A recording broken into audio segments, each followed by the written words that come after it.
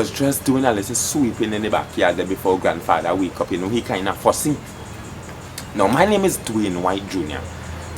And today, or this morning, I am going to tell you all a folk tale story about a legendary Gangang Sarah. Now, Gangang Sarah was a healer from Africa. She was blown from Africa to Tobago. And guess where she landed up? In a small village called Lekito. Lekito was a village, or is a village, that known for its folk tale and superstition. So it have characters like the Sokonia and the Laja Bless and the Dwaynes and characters as such. Now after she landed in Lekito, she walked the rocky roads. She walked and she walked and she reached another village called Golden Lane.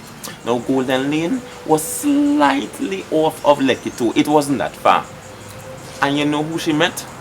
She met a nice, strappy fella called Tom. Now Tom was, watch me, Tom looked good enough. Tom had tall, dark, muscular. Anything with a fisherman body, you know how we Tobago and like how we fish and how we ground provision. So it's strong food Tom and eat. So watch me, Tom fell in love with her and she fell in love with Tom also. And she started to help Tom's family and the community of Golden Lane and Lekito by picking different herbs and spices, different bush for different illnesses, and start to grind them up and use them for all kind of thing.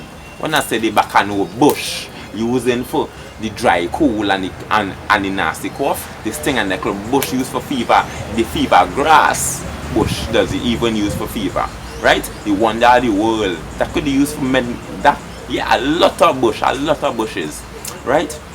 Herbs, spices, medicines, and help the whole community. After time had passed,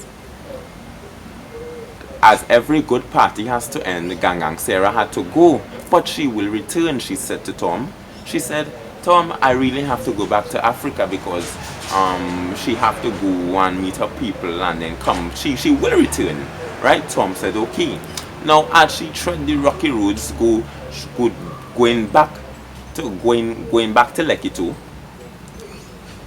how she have to go back? She had was to use this tree. She bounced upon a tree called the silk cotton tree. Now the silk cotton tree is a tree where harbor all these spirits and stories and these folklore characters such as the Dwaynes, the Laja Bless, even even Gangang Sarah. Her essence, her soul belongs to that tree.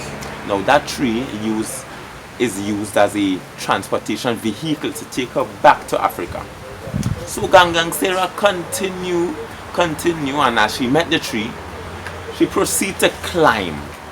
And Gangang Sarah climbed to the tippy top of the tree.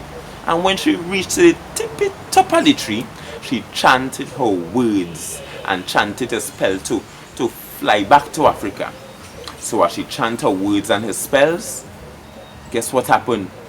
Gangang Sarah take off and she trying to fly and nothing happened, and she continuously falling and she wanted to know what is happening, and then she just fell straight to the ground.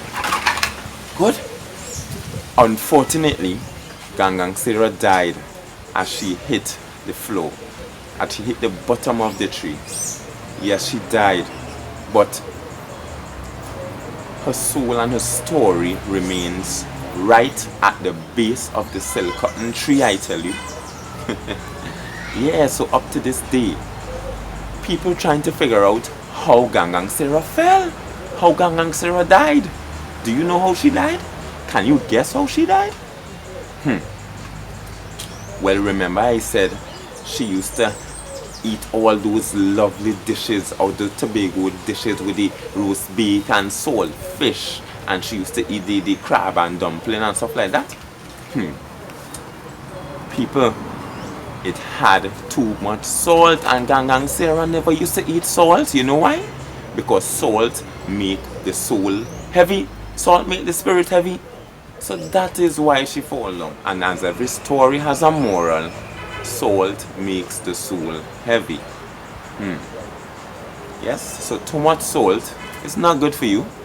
Yeah, you will have to constantly drink water, and it could raise the blood pressure too. Yeah, so let me go back.